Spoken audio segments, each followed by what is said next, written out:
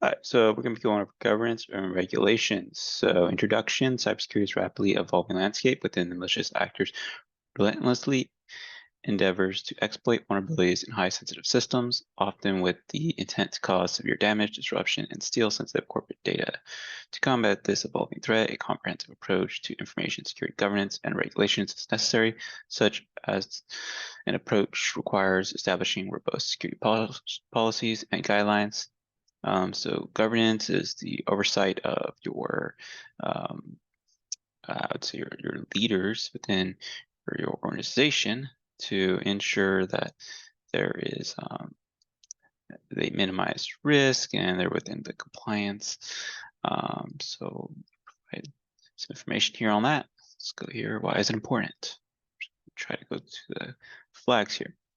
The term used for legal and regulatory frameworks that govern the use and protection of information assets is called. All right, so that's for information assets. It's called, let's say, the financial. It can't be. All right, we'll move on to the next one. Health insurance portability. The Act targets which domain for data protection? Healthcare.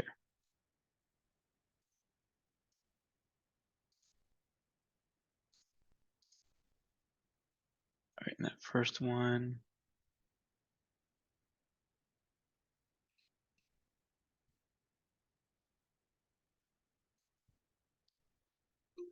regulatory frameworks.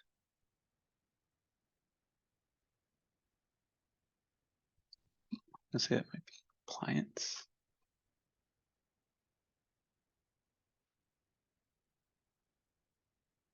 Let's try it. See compliance twice in there. Nope. All right, so all right, let me pause this one. Okay, it's regulation. So if you read up here, it says governance and regulations are closely linked to the information security paradigm, but have distinct meanings. Information security regulations refer to legal and regulatory frameworks that govern the use and protection of information assets. So that's pretty much it. All right, information security frameworks. So information security frameworks, concepts that evolves periodic evaluation of policies and making changes as per stakeholders' input is called, sounds like some type of change control. That would be research and review. Draft the documentation, update per stakeholders' input.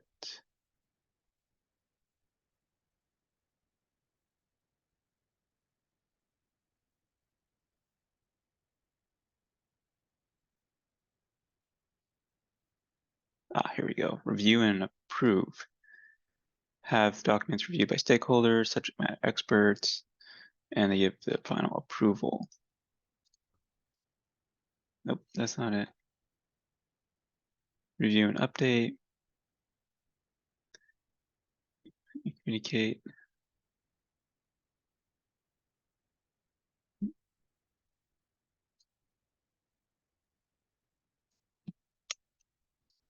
Periodic evaluation of policies.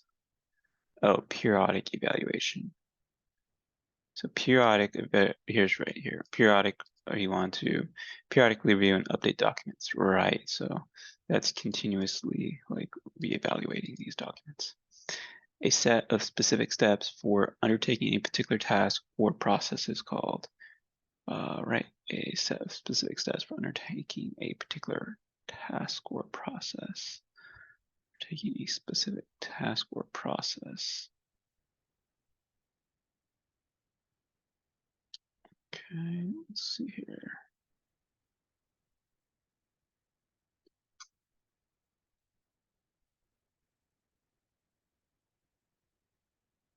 So we're looking for a one-worder, right? I always look at that.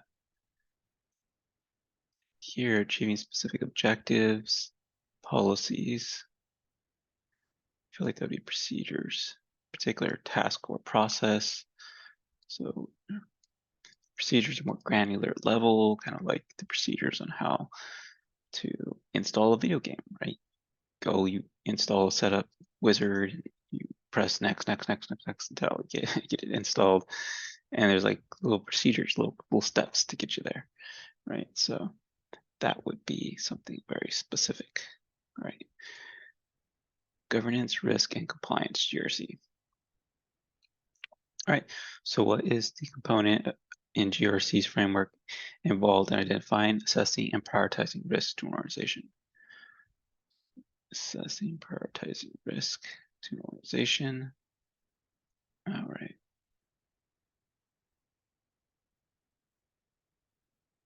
Strategy.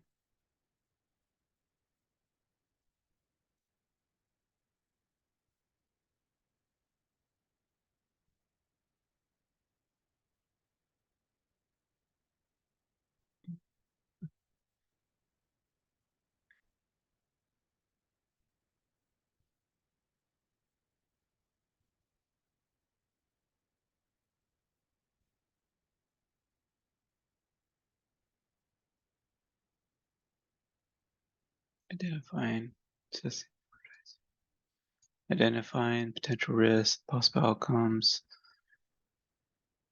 I don't know if it's risk management. I think it might be risk management.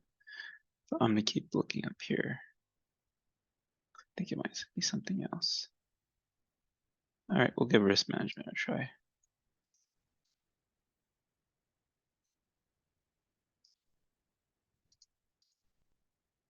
Yeah, all right. What is the importance to monitor and measure the performance of a developed policy? Is it important to monitor and measure? Yeah, absolutely. You want to measure the performance of your policies. Make sure that they're actually benefiting the company. So governance, it is the rules, processes, and policies to steer the organization, right? And that may be directed by C-level executives, maybe even your stakeholders, right? So you typically have like a board, and they would get to pick your CEOs and everything for your companies, and they may even play a role within that governance and try to steer the organization to the outcomes it wants. And then risk management refers to risk to day-to-day technical processes to mitigate the risk. And that's continuous. And then you have compliance, steps taken to meet standards and run legally. So you want to make sure that you're within the compliance of any laws or standards that are out there that you need to abide by. All right, let's look at the next one, policies, data protection. So you got GDPR, and that's a big one in the EU, and protects EU citizens' data, and they have to have certain protections in place that you see up here. Payment card industry is more centered on Visa, MasterCard, and American Express, where they have to meet the compliance of those standards in order to utilize those card transaction services. What is the maximum fine for a tier 1 user as per, oh man, that's crazy. What was the maximum fine? In terms of percentage, I want to say it was like 5%. Might be, oh, here it is right here. 2%. So 2%, tier 2. For tier 1s, it's going to be 4%. Yeah, 4%. That'd be 5%, but 4% according to this right here. So if those companies were to violate any of the GDPR rules, they would be subject to a maximum penalty amount of 4% of organization's revenue or 20 million euros, whichever is higher. Wow, that's a lot. You know. Okay. In terms of PCI DSS, what does the CHD stand for? So let's go with CHD, cardholder information. We're reading it here. I don't understand how that's helpful. It's just an acronym. Oh, okay, that's not it. Good, because that just wouldn't make sense. Let's see, card holder. Oh, how would that be? Card holder information. There's no D in there. Okay, so CHD. Hit me with acronyms. Well, I'll hit them with Control F.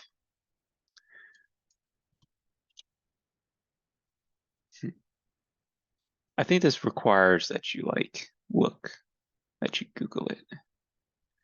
So I can just Google this real quick and then come right back.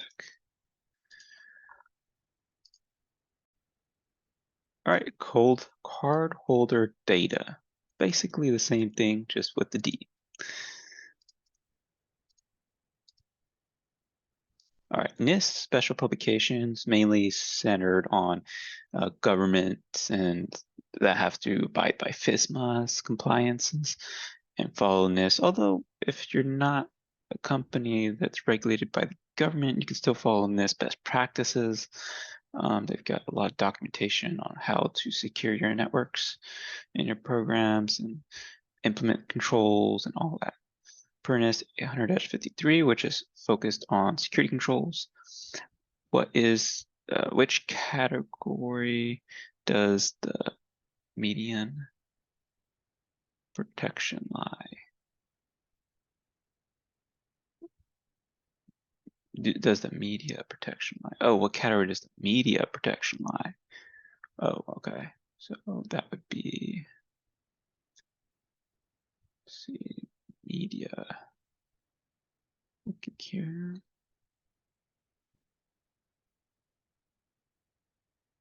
Here are the controls.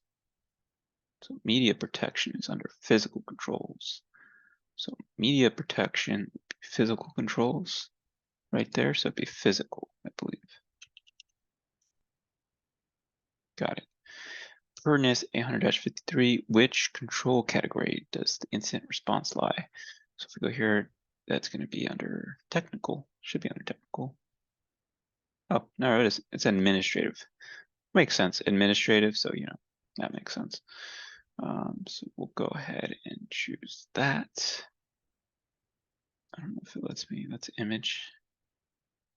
All right, let me just type that in real quick. Okay, I just typed administrative.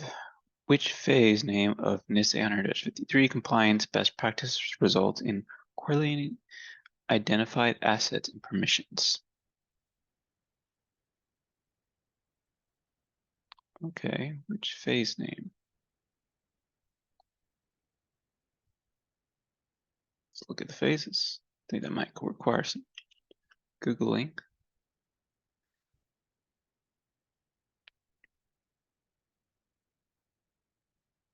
800-53. All right, I'm going to read this one real quick because I'm particularly interested in NIST. All right, so according to this, the NIST 853 best practices has discover and classify sensitive data, map data and permissions, manage access control, and monitor data file activity and user behavior. So map would be the best practices correlating to identify assets and permissions, right? According to that right there, that image. So go ahead and move on. And by the way, NIST is also a framework. So it's not just, it's a framework to be used so that you can ensure that your company is within compliance. There's many frameworks out there. There's like 27001, and that's like a framework you can use. There's Cobalt, I want to say is one of them.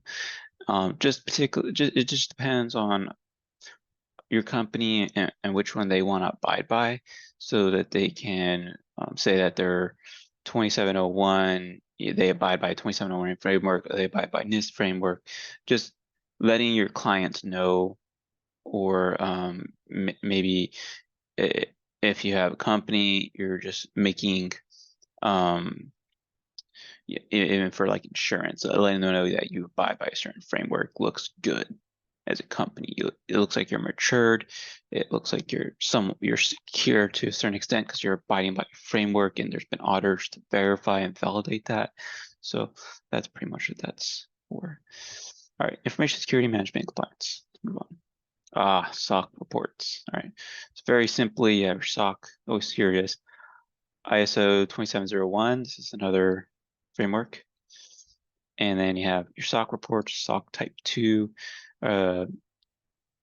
SOC type 1 is financial. SOC type 2 is going to be about your security. I want to say it's going to provide more technical information. And then SOC type 3 is, I believe that is for public usage and provides technical information too. And then there's different types of SOC type 2 reports, I believe. Yeah. So which ISO 27 compliant involves selecting and implementing controls to reduce identified risk to an acceptable level. All right, let's take a look at SOC 2701. Sounds like risk assessment, I believe, would be the one. Risk management, risk acceptance, risk assessment. That's not it. Oh no. Okay, so got to read this a little bit, guys. So let's see.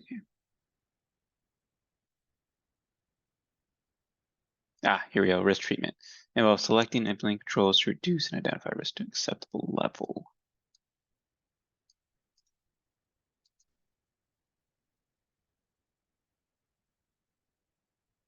Just reading this a little bit, but we'll go ahead and I'll read over this once I finish this. Section 2, generic controls. Which control shows that the system remains available?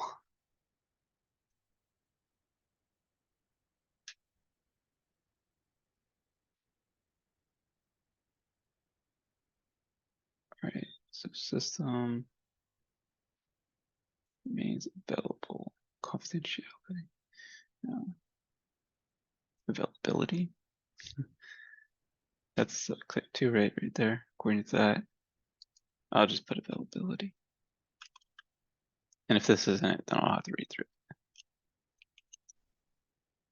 it. Easy. And I still will read through it. Why don't we read through it? Because this is like the last one, right? Yeah. See, SOC type 2, you're going to hear about that a lot. So it's a service organization control. Was developed by the American Institute of Certified Public Accountants. As a compliance auditing framework, it focuses on assessing the efficiency of a company's data security based on the CIA triad. SOC type 2 can reassure customers, stakeholders, and business partners that the company has put sufficient controls in place to safeguard systems and sensitive information. SOC type 2 frameworks is essential for service providers to interact with client data or offering solutions that process, store, transmit sensitive data.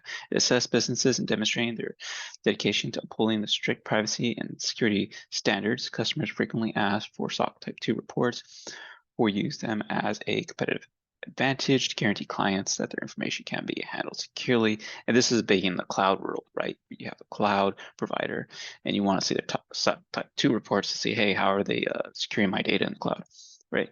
Important takeaways, so you could read through that. It's always good to learn. We'll go ahead and move on. Conclusion. So, okay, looks like we have one last thing here. Didn't notice this. This room has provided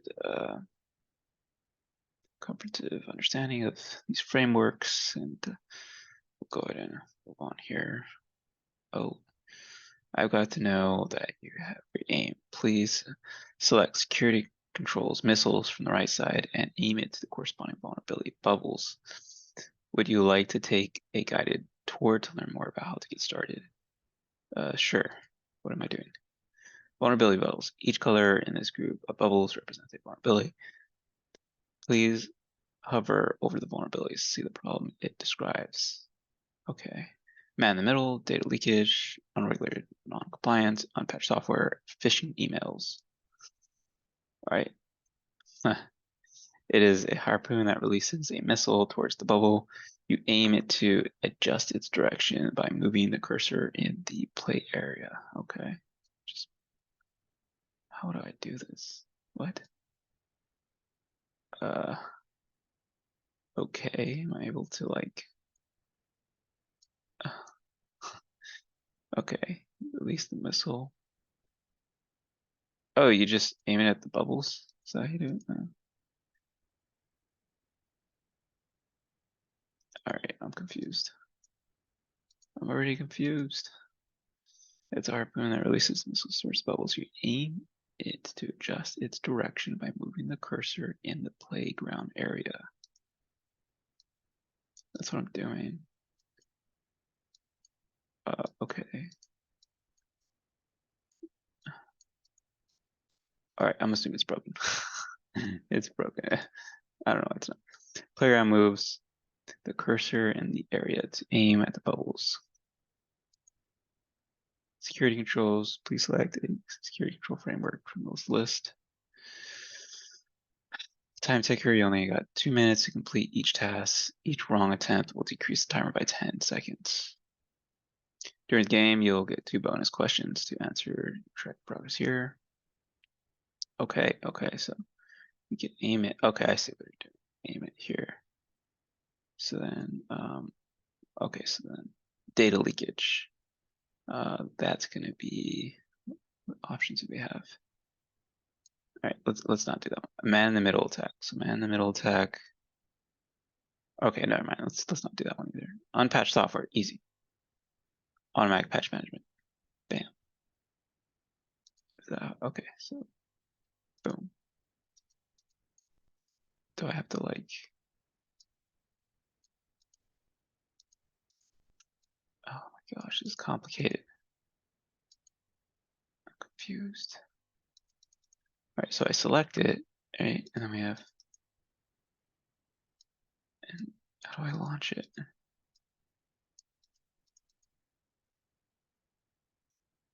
Oh my gosh. Oh, here we go.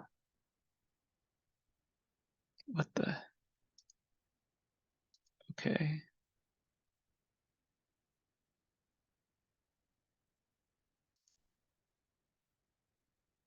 Okay, I'm confused. I'm gonna have to fail this one. Nice try, selected. All right, so how do I launch this thing?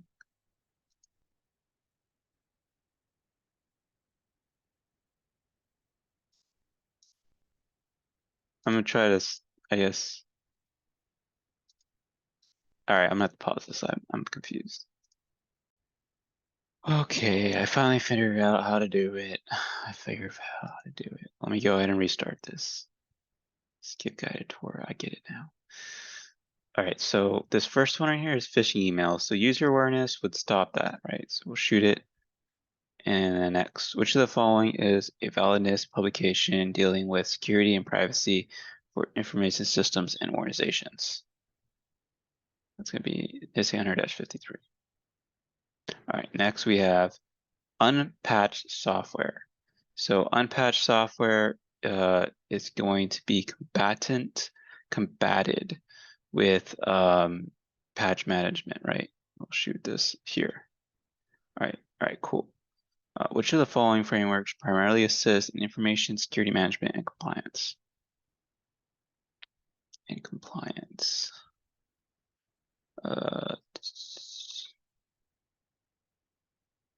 Frameworks. It's a framework. I don't know if. I don't think. Information management. I'm gonna say none of the above. I think GDPR maybe, but I know SOX 2 is a report. GDPR is. Would you consider that to be a framework? Thought that was more of like a regulation requirement. Let's say none of the above. Oh, I must have got that wrong. Okay, we'll go with the.